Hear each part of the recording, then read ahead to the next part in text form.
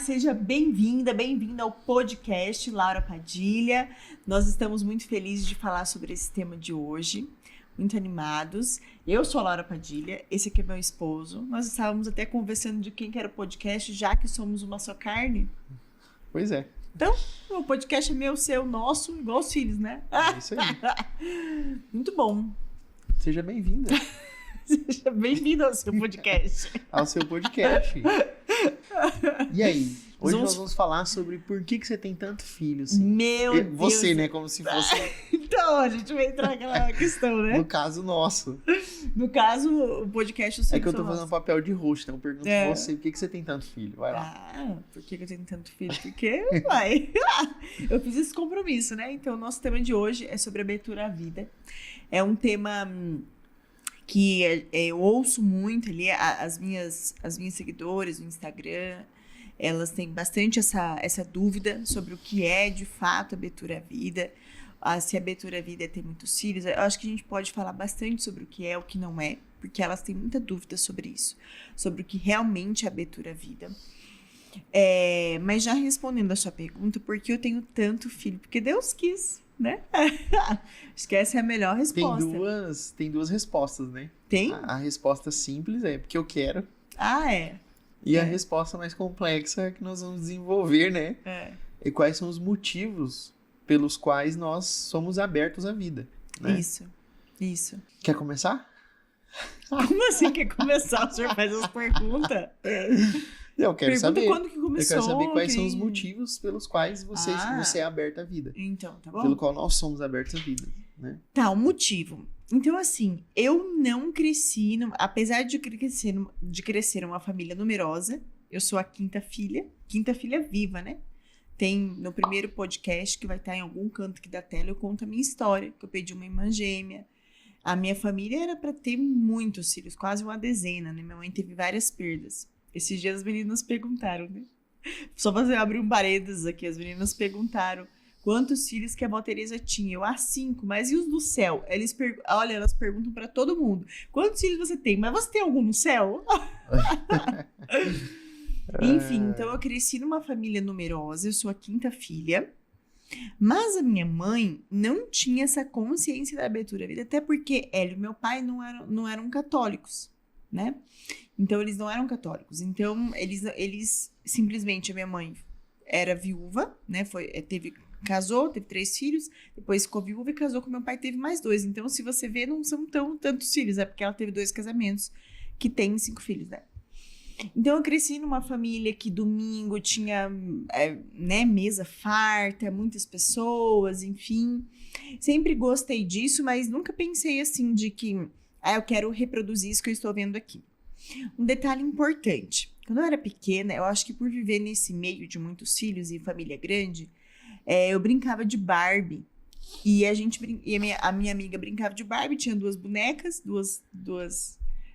tinha a Barbie, né, e tinha os 2 filhinhos, as 2 bonecas.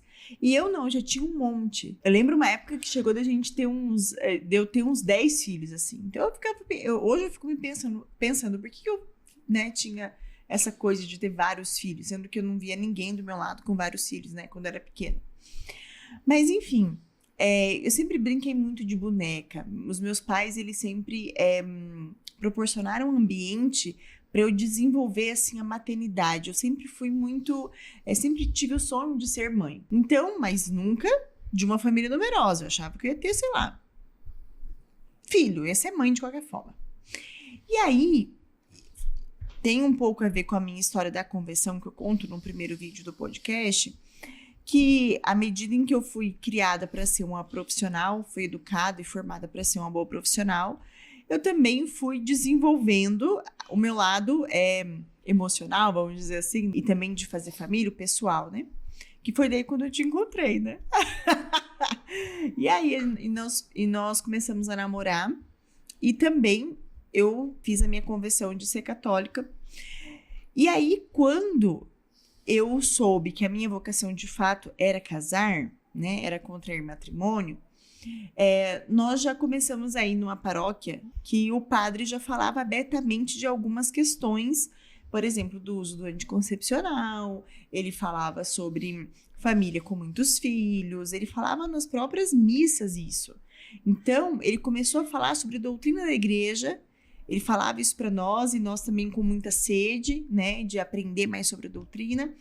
Nós fizemos isso quando nós éramos solteiros, noivos, né?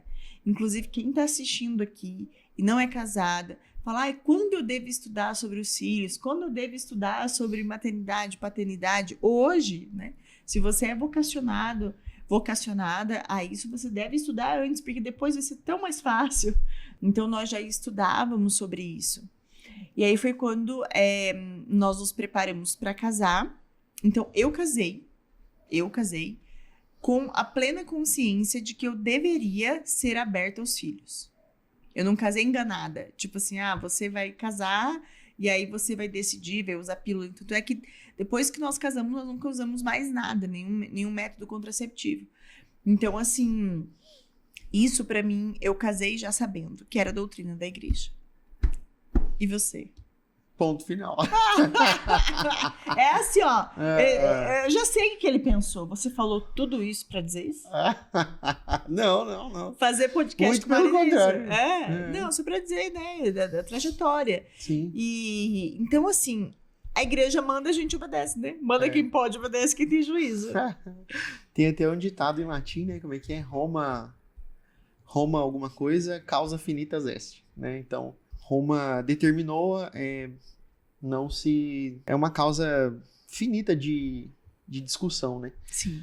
E por que isso, né?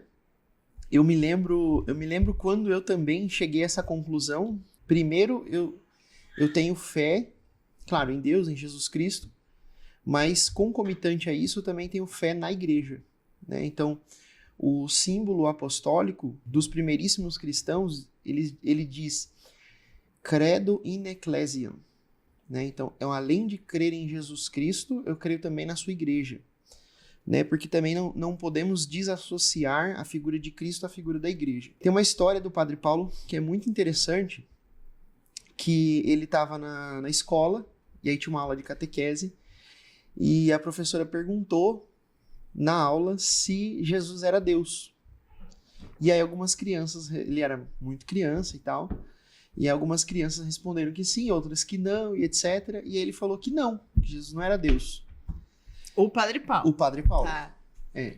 E aí a professora, né, assim, não sei se exatamente ela o repreendeu ou não, mas ela disse que sim, que de fato Jesus era Deus. Uhum. E aí, imediatamente naquele momento, ele se converteu. Uau. Uhum. Né? Então ele teve aquela mudança. Converter significa mudar de direção, né? Uhum. Então, assim como a nossa vida também é uma conversão contínua, né? Nós nos convertemos o tempo todo a Jesus Cristo, né? Enfim. Então eu sempre tive essa ideia na cabeça de que se a igreja nos diz algo, ela nos diz para o nosso bem, não para o nosso mal. Então eu acho que esse é o primeiro elemento. Assim, a igreja não diz nada aleatoriamente, gratuitamente, porque ela quer. Não é assim, né? Mas muito pelo contrário. Toda vez que a igreja se pronuncia sobre algum aspecto, e aqui nesse momento a gente está falando especificamente sobre abertura à vida, mas também relacionado aos anticoncepcionais, né? Então, teve muito estudo sobre isso, teve muita pesquisa, muito discernimento, né? E até o momento em que a igreja chegou à conclusão de que ele não era moral, não era lícito. Então, é claro que tem as explicações científicas, teológicas, toda por trás disso. Mas falando agora especificamente de mim, né, que você perguntou como que você chegou, eu tenho muito para mim isso. A igreja chegou a essa conclusão porque é bom. Sim. Né? Se a igreja chegou a essa conclusão, a igreja não é nenhuma, vamos dizer assim... Madrasta. Nenhuma madrasta... que está aí há pouquíssimo tempo, muito pelo contrário, ela está há muito tempo, e de fato quando ela analisa sobre alguma questão, ela pondera, enfim, leva todos as precauções necessárias para tomar uma decisão justa, correta, né, segundo a doutrina e segundo ao magistério, né, de 2000 anos. Então, Então, para mim, eu acho que isso foi determinante. Uhum. Agora tem outro agora ponto. tem uma questão importante sobre isso aí. Então, assim, a igreja manda que seja assim. Mas o que acontece? A formação dos noivos, primeiro que a formação catequética de forma geral, por conta de muitas questões modernistas dentro da igreja, inclusive teologia da libertação, né, fez com que os católicos não tenham uma boa formação. Sim. Então, eu tive uma formação, quando eu me converti, a minha primeira conversão na igreja, foi uma conversão bem superficial. Então, se eu ficasse só com essa catequese, de fato, não sairia nada.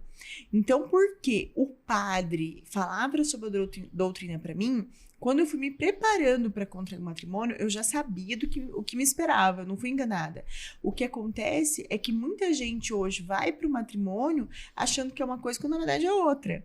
Então, assim, essas pessoas, tanto homens quanto mulheres, não estão preparados. E aí entra anticoncepcional, entra uma mentalidade que é egoísta, uma mentalidade de que eu quero 2 filhos ou só um. Então, assim, quantos casais que vão até o altar acabam dizendo sim, mas nem sabem do que estão falando, né? Inclusive, né, para quem tá aqui não é católico, né? A gente tem um passo a passo, assim, de fazer curso de noivo. E antes de ter os proclames ali do casamento, tem uma entrevista com o sacerdote. E nessa entrevista, o padre deve falar sobre isso também. Só que hoje, de forma geral, tanto os cursos quanto as entrevistas não estão deixando muito a desejar e muita gente não vai. Então, assim, a minha orientação, até para quem está assistindo, né? Você percebe que eu sempre tenho alguma orientação para alguém? Professor é assim mesmo. A professora já fica pensando, o que a pessoa pode aprender com isso? Quem está aqui, está se preparando para o matrimônio, entender o que está fazendo. Porque a impressão que eu tenho é que as pessoas estão casando da mesma forma que tá fazendo que nem a gente quando comprou nosso primeiro carro. Pra quem não sabe, a gente foi comprar o nosso primeiro carro, nós tínhamos que comprar, a gente tinha que trocar o carro e tal. Eu tinha um carro de quando eu era solteira, papai tinha me dado. E a gente ia dar de entrada e ia comprar outro. Daí o Matheus, a gente, recém-casado, novão, vamos entrar numa concessionária. Entramos na concessionária, o primeiro carro que a gente viu, a gente comprou. Ai, gente, foi uma bucha de vários anos. Mas, enfim, foi boa, mas assim, né, claro. Então, a impressão que eu tenho é essa, de que as pessoas estão casando, animadíssimos, que nem a gente comprando nosso primeiro carro, mas sem saber o que é de fato a realidade do compromisso que eles estão assumindo. Sim, sim. Sem contar também a mentalidade atual do, se não der certo, separa.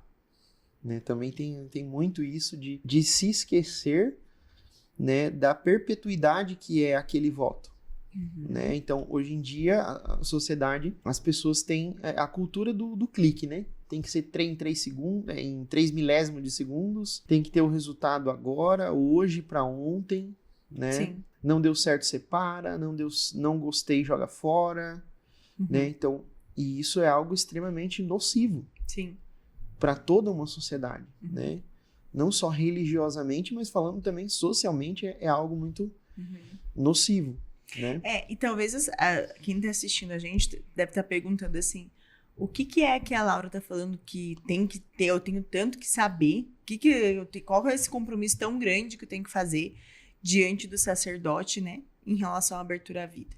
Então, assim, as 4 características do amor conjugal é aquela resposta que a gente dá, aquele compromisso que a gente faz quando nós estamos diante do sacerdote, falando, né, no momento do matrimônio. Então, o amor, o padre faz 3 perguntas para o casal, para o homem e para a mulher. E essas 3 perguntas vão abranger esses 4 compromissos que nós vamos fazer, que são as características do amor conjugal. Então, o amor conjugal, ele é livre, total, fiel e fecundo. Então, o padre pergunta, é de livre, espontânea vontade que vocês vêm aqui para contrair o matrimônio? Então, ninguém obrigou ninguém. Tanto é que naquela época, né, que a gente vê história de filmes e tal, em que a mulher era obrigada aí, pode ser que o casamento seja nulo, porque ela está ali obrigada por alguma razão. Então, uma das características do matrimônio é que ele seja livre e total. E aí, o padre pergunta a segunda vez se aquela pessoa promete fidelidade para o resto da vida, na riqueza, na pobreza, na saúde, na doença, e a pessoa também com a liberdade, fala que sim, que não. E aí a terceira pergunta é sobre os filhos. E aí vem aqui a questão da abertura à vida. O padre pergunta, vocês acolhem os filhos que Deus quer dar para vocês? E aí a pessoa fala sim ou não. Entendeu? A pessoa pode decidir, tipo, não quero Brasil. Sendo que se ela falar não, né, encerra o casamento. Sim, então esse é o ponto principal. A abertura à vida, ela nasce daí, do compromisso que nós fazemos, né, para Deus, diante ali do sacerdote, diante da assembleia, e também um compromisso com o cônjuge, né? Então, ali, a partir dali, tudo vai acontecer. Então, assim,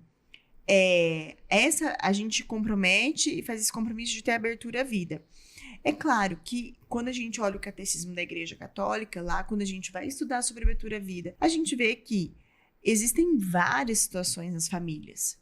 Existem situações de doença, existe situação de pobreza, existem situações que, assim, não tem como, só Deus sabe os corações, né? Sim. E as famílias.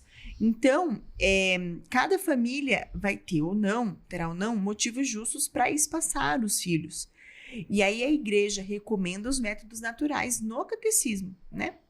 Então, nós temos os métodos naturais, inclusive a gente pode trazer um dia aqui, né, um expert de método natural para falar sobre os métodos naturais, como é que funciona.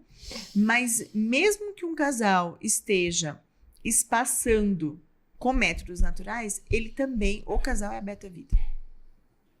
E se você está assistindo esse podcast aqui, eu quero falar que o nosso patrocinador oficial deste episódio é eu mesmo. Nós mesmos. O oferecimento Liorá, parteiras urbanas para ir feliz a sua comunidade de gestação, parto e maternidade. Donari Clube, curso de formação de doulas. Viver de parto obstetrícia, mentoria de empreendedorismo para profissionais da obstetrícia, né? Então, se você é gestante ou se você quer conhecer uma Trabalhar com gestantes, quer conhecer uma nova profissão, né? Se inscreva aqui no link abaixo da pré-inscrição do Donari, curso de formação de doulas, ou do Parir Feliz, que é um curso para gestantes, um curso de preparação para o parto. Ou se você é enfermeira, assim como a Laura, e atende partos ou quer atender partos, procure a nossa mentoria de empreendedorismo para enfermeiras obstetras. É aqui se fala que se faz, né? Nós estamos falando sobre abertura à vida. É muito gostoso, assim, sabe? Mas assim, é muito gostoso, assim, trabalhar com gestação, com nascimento, com crianças indo e falar sobre isso também. Mas aí, eu tenho uma pergunta para te fazer.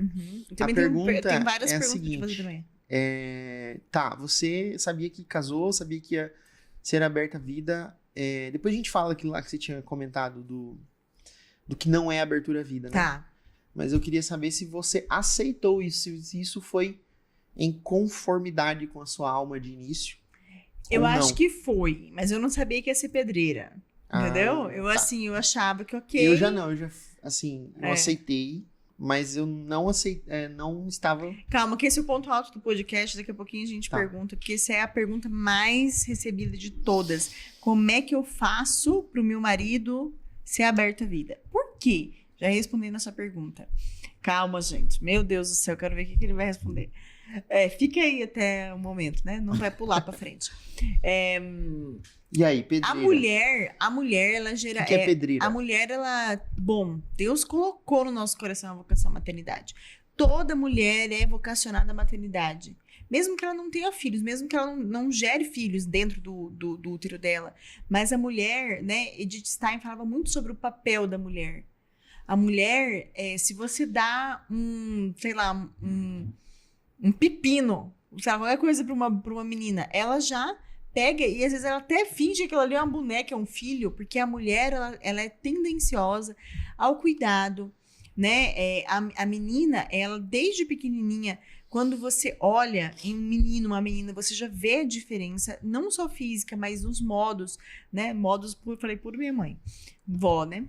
Mas assim, o modo de olhar, de falar, ele é diferenciado. Porque a mulher, ela está para o cuidado, né? A mulher zela, a mulher cuida. A mulher, ela tem, inclusive, o modo de funcionamento do cérebro da mulher é diferente do funcionamento do homem. Então, para as mulheres eu vejo que é mais fácil esse entendimento. Elas acolhem com mais facilidade, tipo, Deus, a igreja manda, eu obedeço com amor, sabe?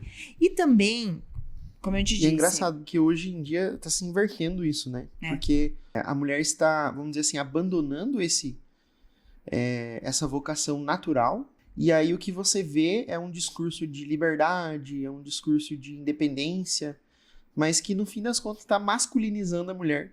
Sim. Né? Tá tornando aquilo que era algo extremamente feminino em algo mais parecido com o que é masculino. Sim. E aí a mulher, a gente inverte tanto que a mulher ocupa o lugar do homem, e o homem ocupa o lugar da mulher, e aí vira aquela... que acaba em depressão, acaba em tristeza, acaba em total desalinhamento, acaba em fracasso, né? Eu acredito que quando a mulher... tudo que a gente olha para a natureza das coisas em si, como Deus pensou, essa de fato é a verdadeira felicidade, né? Então, quando eu pensei, né, que eu deveria obedecer isso, para mim foi muito gostoso, porque quando eu recebi minha primeira bebê e eu dizia, é isso aqui? Nossa, gente, isso aqui é o céu, né? A primeira, obedecer dessa forma e ter uma bebê para cuidar, isso aqui é o cumprimento da minha vocação, eu fiquei muito feliz, meu coração se encheu de alegria, né? Mas eu lembro também que foi meu primeiro choque. Para quem não sabe, a minha primeira filha foi prematura, inclusive a gente vai colocar aqui o link do relato do parto dela que tem aqui no canal, né? Lá eu conto bem direitinho como é que foi. Então, ela nasceu e nessa época, olha só, nós morávamos no fundo da casa da minha mãe, porque quando a gente casou, a gente morou no fundo da mãe, né? Dos meus pais. E aí, eu lembro que aquele puerpério, acho que eu devia ter, sei lá, 2 dias de pós-parto, eu já estava em casa. E aí, a minha mãe chamou, a Jacinta estava dormindo, bebezinha, a minha mãe me chamou para tomar um lanche lá, que ela tinha feito muitos biscoitos, né? Para as visitas. E eu fui. Mas quando eu fui, eu senti um aperto, assim, no meu coração, sabe? Um negócio ruim, uma coisa ruim. Aí eu disse assim pra ela, eu falei, mãe, deixa eu perguntar uma coisa pra senhora. Depois que a gente tem filho, a gente sempre tem essa sensação de que a gente tá pensando na criança, a gente tá sempre pensando em alguém. Porque antes eu era sozinha, não tinha ninguém, eu era livre. Né? Não tinha que ficar pensando que tem alguém que precisa dos meus cuidados. E agora parece que eu tô presa, né? Parece que eu tô sempre pensando em alguém. E a minha mãe disse assim, sim, filha, essa sensação você vai ter pro resto da vida. Se você tiver 1 ou 5 ou 10 filhos, é assim que vai ser. Aí eu, tá bom. Daí ela lembra que até nesse dia ela falou assim, você já passou pelo parto? Você já viu como que é as contrações e tal? Mesmo assim, você quer ter vários filhos? Geralmente, nessa fase, o que a mulher fala? Deus me livre. Eu falei, não, mãe, mesmo assim eu quero ter vários filhos. E foi uma resposta de verdade, assim, do coração. Então, assim, por mais que desde essa época, os desafios com a Jacinta, depois a segunda filha, e aí a gente tinha uma dinâmica familiar muito diferente do que a gente tem hoje. Uma mentalidade também diferente, muito diferente, né? Eu, querendo ou não, eu tive durante toda a minha infância, adolescência, e também vida adulta, muitas influências do modernismo, do feminismo, né? Então, assim, eu tive que passar por um processo de lapidação até me tornar a mulher que eu sou hoje, ainda vou melhorar bastante, né? Mas eu nunca pensei, eu sempre fui aberta, de verdade, assim, à vida. Por mais que tenha os desafios, os sofrimentos, tempo em que a gente fica sem dinheiro de fato, em que as crianças ficam doentes, e aí também eu acho que a pior fase, né, pior fase, o que é o pior da abertura à vida? O pior pra mim da abertura à vida é quando você quer ter o filho e não tem, e você perde o bebê, né? Então, assim, pra mim, pior fase da abertura à vida pra mim foram os 4 filhos que eu perdi. Por quê? Porque por mais que as pessoas entendem, elas falam, né, te dá o pesar e tudo, ninguém vive como a mãe. É um processo muito solitário também. É muito solitário, você fica querendo ver aqueles olhinhos e não consegue, né, e não vai ver. Então, assim, pra mim foi a pior parte da abertura à vida. É você querer ter os filhos e não ter. O restante a gente vai levando. Mas tem algo extremamente positivo, que são almas que nós geramos para Deus, né? A gente tem a consciência de que Deus é infinito, né? O seu amor, sua misericórdia, e a sua criação é finita, né? Mas as almas que ele criou não, são infinitas, né? Então a gente tem essa consciência disso também, né? Sim. Vamos falar o que não é abertura vida? Isso é muito importante. Isso Já, é né, muito gente, já importante enraba porque eu tenho acesso ao direct da Laura. E assim, às vezes aqui na empresa, a gente ajuda a Laura, às vezes, a responder algumas dúvidas, a gente monitora lá o direct para ver se tem algum link que não tá funcionando direito, enfim. E aí, a gente vê, eu não sei se é por desconhecimento ou, enfim. Mas parece que as pessoas vão criando cacuetes das coisas que não existem, que não são, né? Então, acho que a primeira coisa que você já falou sobre isso, né? Que ser aberto à vida não é ter muitos filhos, né? É muito comum a gente ver também algumas pessoas, assim, públicas que falam que são abertas à vida, né? E aí, pessoas pegando no pé lá nos comentários, falando que cadê os filhos, né? Então, assim, gente, existem casos e casos, tem pessoas que têm dificuldade, tem pessoas que não podem, tem pessoas que, enfim, tem uma série de coisas, né? E também porque, ou coisa chata, né? Vamos falar. Gente, e é um escândalo, vida. As pessoas acham isso escandaloso. É muito engraçado, a gente vai no mercado, a gente parece um ET, assim. Parece que tá entrando, assim, uma nave espacial e ela tá girando, assim, no ar e as pessoas estão olhando. É muito engraçado. Hoje eu já nem percebo mais isso, porque eu meio que desligo, assim, né? De ficar reparando em volta. Quando você vai ficando velho, né? Você vai desligando o filtro social, né? Então você já deixa de pensar no que as pessoas estão pensando, ou julgando, ou fazendo caso, ou sei lá. A gente já não pensa mais assim no que o outro pensa, entende? Foi o quarto, né? O quarto Mas é filho, engraçado, às vezes quando eu me determinante. pego, que eu vejo que tem alguém nos olhando, normalmente as pessoas estão assim, meu Deus, não sei o que, assim, né? Extremamente. E quando elas percebem que são irmãos, né? Quando a gente vai no mercado, alguma coisa assim, que eles veem que todas as crianças que estão ali são irmãos, elas ficam assim muito escandalizadas, né? Agora, uma coisa importante, abrir um parênteses nessa do que não é abertura à vida, né? É que as pessoas não sabem que elas foram enganadas, né? A minha mãe teve 2 filhos.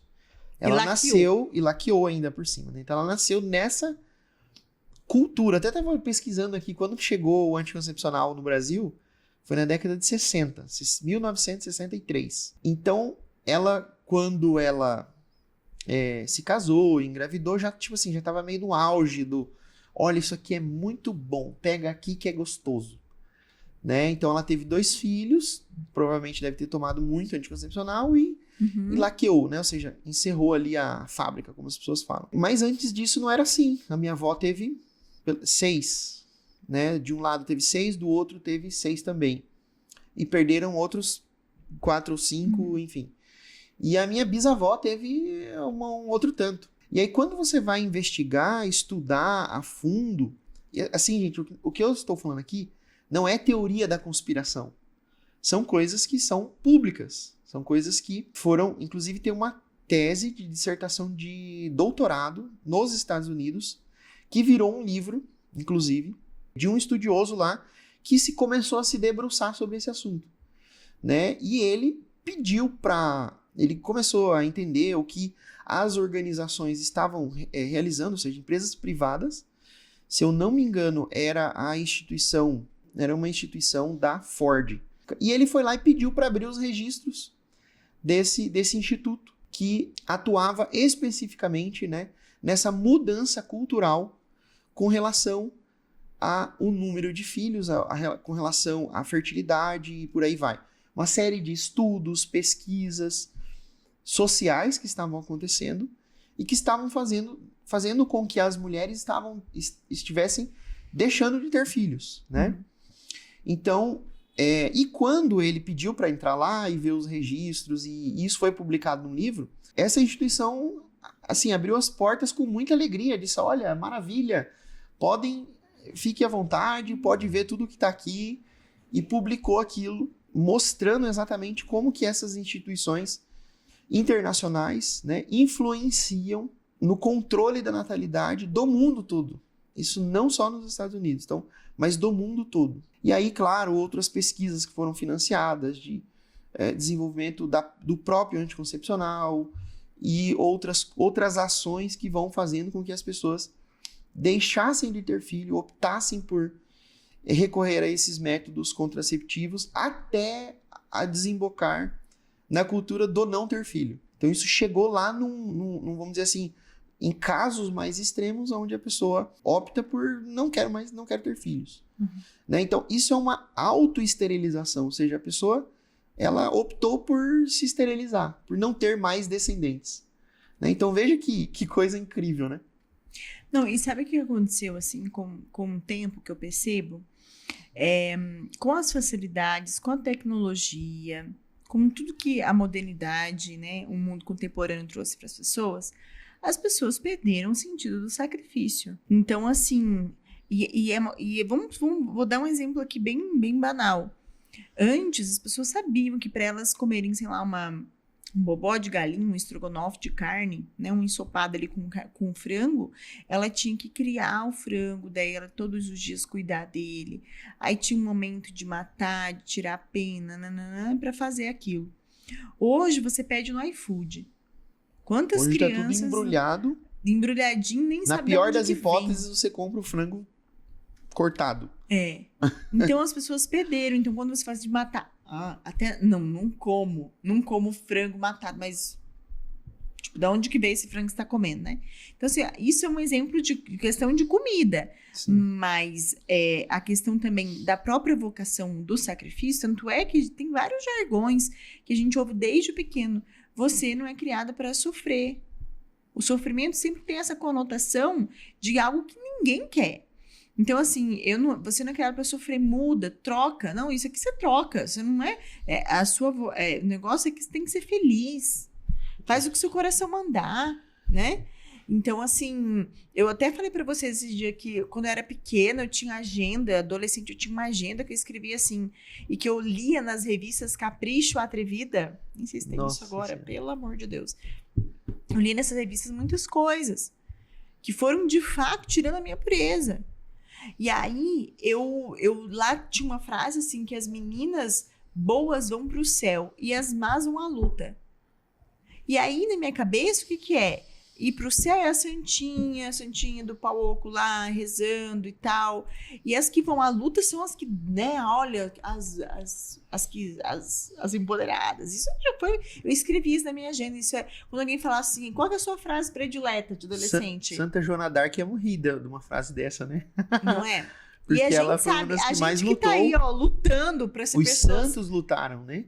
Se você vê a vida das santas, principalmente, claro. Santa Teresinha do Menino Jesus, Santa Joana d'Arc e outras, foi uma vida de luta, de sacrifício, e não essa luta que essa frase quis dizer, né? E qual que é a pior luta? Qual que é a luta mais difícil de ser travada? É a luta contra nós mesmos, contra os nossos defeitos, contra os nossos vícios. A gente, né? A gente que tá aí lutando aí, confessando, comungando, é a pior parte, e tem que ser muito violento, tem que ser muito forte para você adquirir um grau de virtude e ir subindo nisso. Então, as meninas, as mulheres, elas foram criadas nesse sentido, né, de menos sacrifício. A mulher, ela foi criada, né, a menina, ela vai sendo criada e formada para não se dedicar tanto, para não se doar, reprima. não se reprima, né? Não se doar tanto.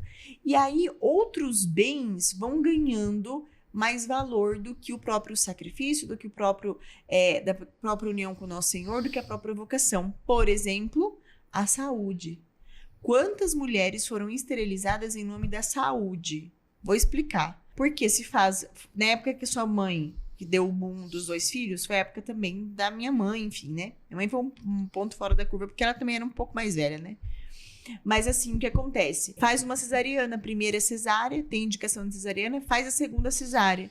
Aí a mulher já tem um útero com 2 cortes, então é inviável que você tenha um outro filho. Eu vou te operar e vou te laquear.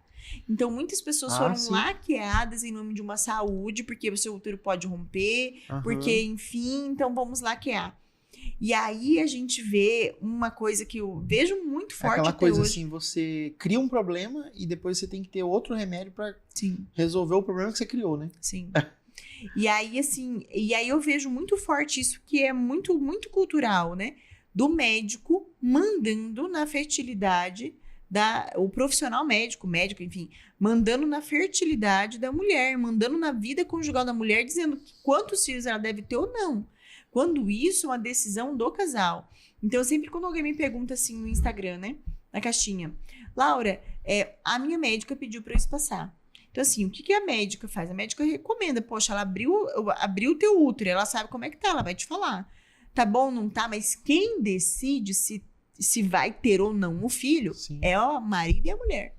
Então, assim, por mais que nós estamos falando sobre abertura à vida aqui de forma geral... É incrível, né? Você decide sobre a faculdade que você vai estudar, sobre a comida que você vai comer ou não, sobre um monte de coisa. Mas o momento dos filhos ali é terceirizado pro profissional, ou às vezes né? eu vejo a mulher querendo olhar, alguma mulher vindo olhar outras famílias e querer decidir em grupo ou decidir com outra pessoa o que é abertura à vida ou não. Gente, a abertura à vida, como eu já disse para vocês, é um compromisso que a gente faz com Deus ali diante da igreja, mas você faz também com o teu cônjuge. Então, assim, tá em dúvida sobre a abertura à vida, tá em dúvida se tem que se passar ou não, tá em dúvida se é motivo justo ou não, senta com o seu marido, coloca a mão na consciência e vamos discutir juntos. Não é um assunto que você tem que perguntar para mim ou para outra, né? Às vezes para um sacerdote. A primeira coisa é ser fiel ao mandamento da igreja, né? Aí depois você vai ter que chamar o seu marido e falar, olha, meu filho, ou olha, minha filha, a gente precisa sentar aqui e alinhar isso. Sim. Né? Então conta como é que... Que mais que não é abertura à vida? Então não é ter muitos filhos, pelo amor de Deus, parem com esse cacuete. Não é isso. Né? E não é ter muitos filhos também, e é também assim... Às vezes eu vejo que as pessoas veem que a abertura à vida é a foto maravilhosa com vários filhos, todo mundo sorrindo, sem dificuldade. Então eu vejo que muitas meninas que começaram assim como eu, numa época de conversão à abertura à vida, a abertura à vida é maravilhoso, a abertura à vida é lindo, de fato os filhos são lindos, né?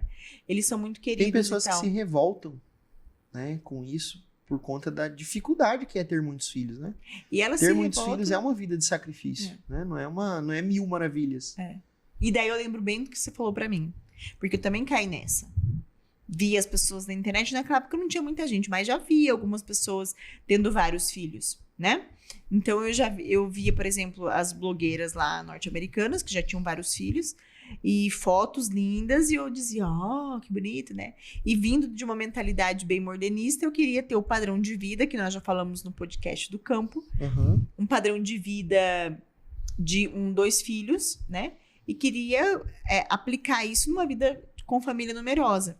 Sim. E aí eu lembro que o Matheus, que é uma pessoa muito, né, pé no chão, um dia eu muito fantasiosa, muito das ideias, né, um dia ele me chamou e falou, bateu real mesmo pra mim, falou assim, olha, você quis ser aberta à vida, mas você tem que entender que a abertura à vida é uma vida de sacrifícios, todos os tipos de sacrifícios. Então eu entendo bem isso, sacrifício de você ter um padrão de vida mais baixo, sacrifício de você acordar de madrugada para dar de mamar, sacrifício de você não ir a alguns lugares que você ia antes por conta dos filhos, sacrifício de você, em vez de ficar assistindo Netflix com os pés para cima, você buscar o tempo que você tem ali para estudar, para educar bem os seus filhos. O sacrifício, e aí as pessoas perguntam, mesmo com 3 abortos consecutivos, você vai ter outro? E eu entendo que para mim não é um motivo justo, porque isso faz parte do sacrifício da abertura à vida. Se eu não tenho nenhum motivo de saúde, é porque de fato eu preciso passar por isso para entender, para viver o luto, para entender o que é a morte, né?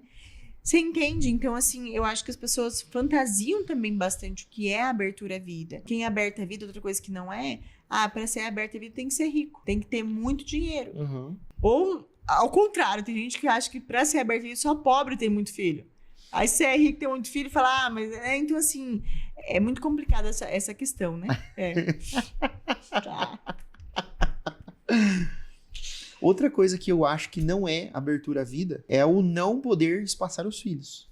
Sim. Então, e isso já responde também aquela sua pergunta.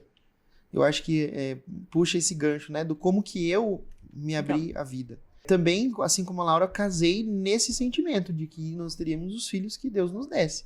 Mas não assim, né? Um atrás do outro e tal. Um daqui 4, 5 anos, outro daqui 6, 7 anos e tal. Você achava que Deus ia te dar uma folguinha, assim? Porque daí eu me escorava naquela questão do que é do motivo justo. Né? Então, assim, no catecismo ele diz que todo casal deve ser aberto à vida, aos filhos que Deus nos enviar, mas que, por motivos justos, nós podemos espaçá-los, né? Ou seja, nós podemos evitar em algum momento. Claro que existe um método para evitar os filhos, né? Que é o método Billings. Não é o anticoncepcional, certo? Uhum. Tem outros métodos também de evitar, de espaçar os filhos, que são, não vou usar essa palavra autorizados, mas que são recomendados pela igreja, uhum. Né? E aí eu, sei lá, pensava assim, porque não tem dinheiro agora, então agora nós vamos espaçar os filhos, né? Mas aí você vai ver, será que não tem dinheiro mesmo?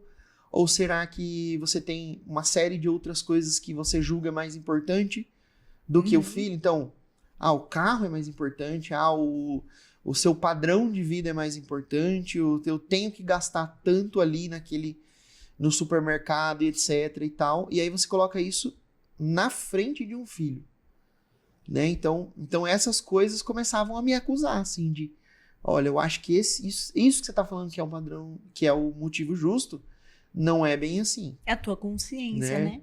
E aí você vai vendo você vê pessoas que muitas vezes são paupérrimas, assim, que passam dificuldade mesmo, e ela tá lá criando 4, 5, 6 filhos. E, inclusive, tem até esse preconceito, né, de que você falou aí. Muitas vezes a gente tem essa síndrome de Deus, síndrome de eu sei como as coisas devem funcionar, uhum. Né? E aí ela olha para uma família que economicamente desfavorável, né? Uma família mais pobre, e fala, mas por que essa pessoa tem tantos filhos? Também, né, é pobre porque tem muitos filhos. Então isso é uma visão, assim, extremamente, vou colocar aqui a palavra, né, que as pessoas adoram, preconceituosa, né? Isso é um preconceito enorme, né? Então, isso traduz a generosidade daquela família. E não o motivo pelo qual ela é pobre, né? Sim. Tem outras pessoas que também são pobres e também não têm filhos. Então, isso não é o fator determinante, né? Então, isso foi trazendo para mim, você começa a avaliar e julgar melhor as decisões e aquilo que a gente vai acreditando, e eu fui passando a ser aberto à vida de maneira mais livre, vamos dizer assim, com menos desculpinhas esfarrapadas, assim, que a gente costuma nos dar, até que chegar um momento, assim, de que parece que foi assim, eu entendi. Tá, mas foi isso algo assim foi racional. Eu acho que foi racional, sim. Foi algo que, à medida que os filhos iam vindo e que você começa também a ter uma certa confiança na providência, você passa a mudar daí, né, aquelas concepções, vamos dizer assim, financeiras que você tem da vida, uhum. Parece que as coisas vão se encaixando. Mas isso só aconteceu pensa assim, porque isso é o natural, entende?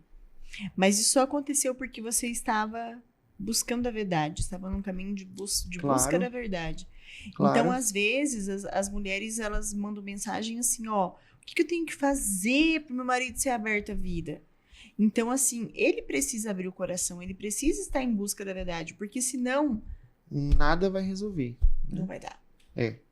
Não vai dar. Isso é de fato. Então, assim, a mulher rezar, botar os joelhos, né? Rezar pela conversão do marido, rezar mesmo, né? Porque a gente fica pensando assim, mas eu vou falar um monte de coisa pra ele, vou mostrar esse podcast pra ele, vai se converter. Às vezes sim, né? Se for, que bom. Mas muitas vezes não. Sim. Né? Porque quem convence é o Espírito Santo. Então, é ela rezando ali, né? E amando. Eu acho que tem uma coisa que fez você também mudar, né, um pouco a a percepção da abertura à vida dos filhos foi a questão de que eu acho que te tocou também, de certo modo, a minha abertura à vida, ou não. Sim, claro. É. É um testemunho, né? É. Quando você vê o testemunho da pessoa que está do seu lado, que você se deita todas as noites, Isso vai... com certeza, isso ajuda muito. Sim, na conversão, claro. Eu me lembro que quando eu era noiva, né? Essa parte emocional, né? Não parte emocional, mas a parte que às vezes a gente quer convencer o marido disso, mas ele ouve e fala, isso aí não, né? Porque o homem, ele não é muito convencido pela parte emocional. Foi quando eu vi o Padre Paulo colocando numa pregação, falando sobre quando nós, de fato, fomos chamados por Nosso Senhor, né? Depois na hora da nossa morte, né? Ele vai mostrar ali tudo que aconteceu, toda a nossa vida vai ser apresentada a nós, né? E aí ele vai mostrar para homens e mulheres os filhos que ele planejou, que ele quis dar desde toda a eternidade, e não foi, essa alma não existiu, né? Por conta que você não quis, porque passa pela nossa liberdade, né? Então ele vai mostrar as cadeiras vazias dos filhos que eram das almas que eram para estar ali e não está.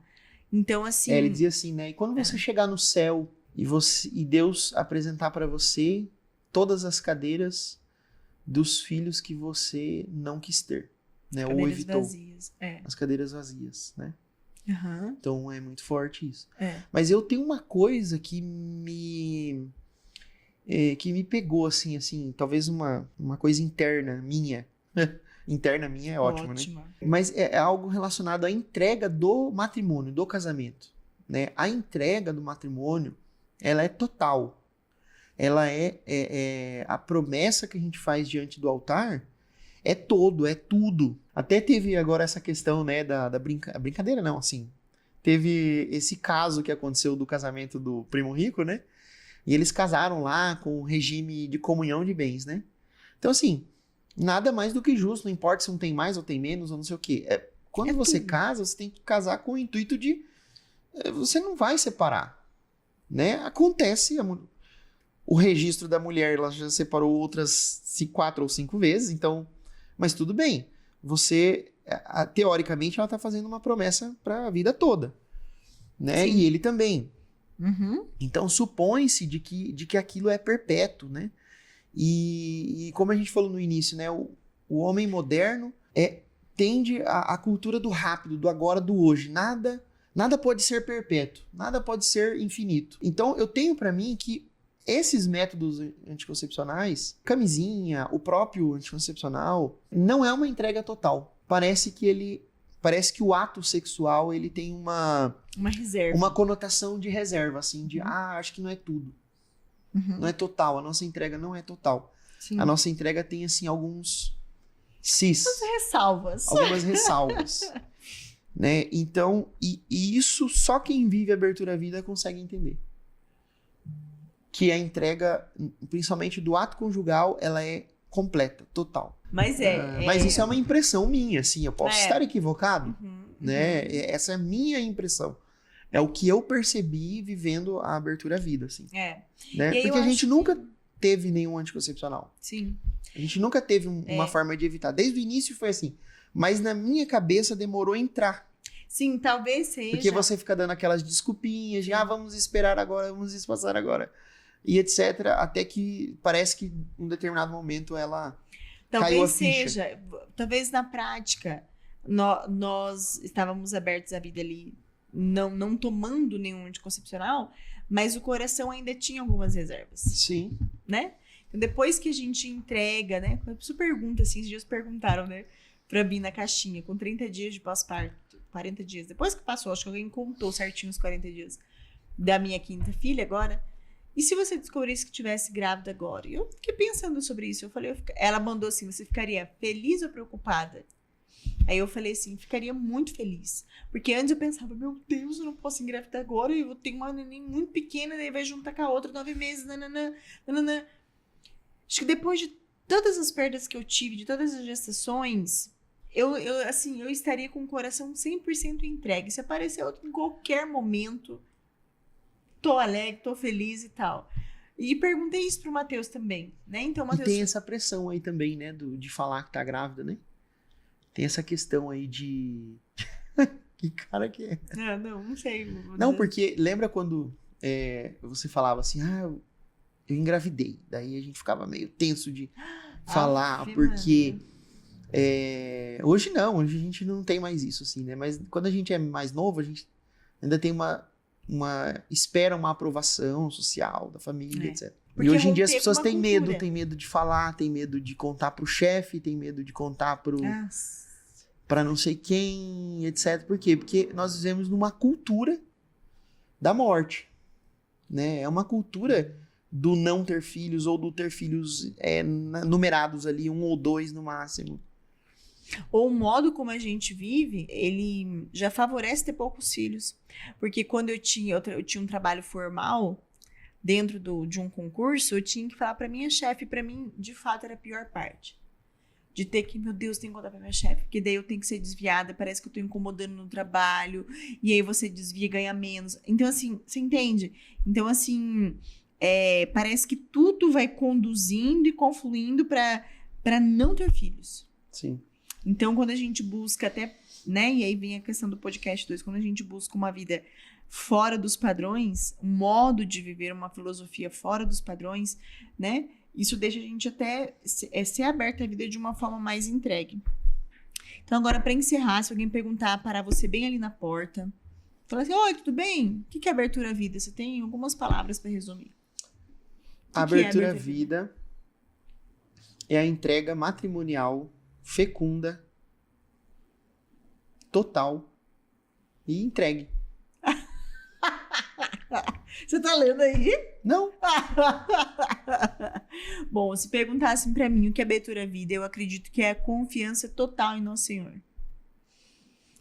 Confiança total, sem reservas, né? É acreditar que Deus, se Deus mandar muitos filhos, que bom. Se Deus mandar muitos filhos com doenças, sim, que bom. Se Deus mandar nenhum filho, que bom. É confiar de fato que Deus faz todas as coisas. E tem uma frase de São Thomas More que é maravilhosa, que ele fala assim, que tudo que Deus faz é bom, e mesmo que não nos pareça bom, é ótimo. Então, amém. Louvado seja o nome de nosso Senhor Jesus Cristo. E que viva Cristo Rei. Para sempre seja louvado. Então é isso. Obrigada por esse podcast. Obrigada por ser meu marido. O homem da minha vida. É isso. E vamos que vamos. Tchau, gente.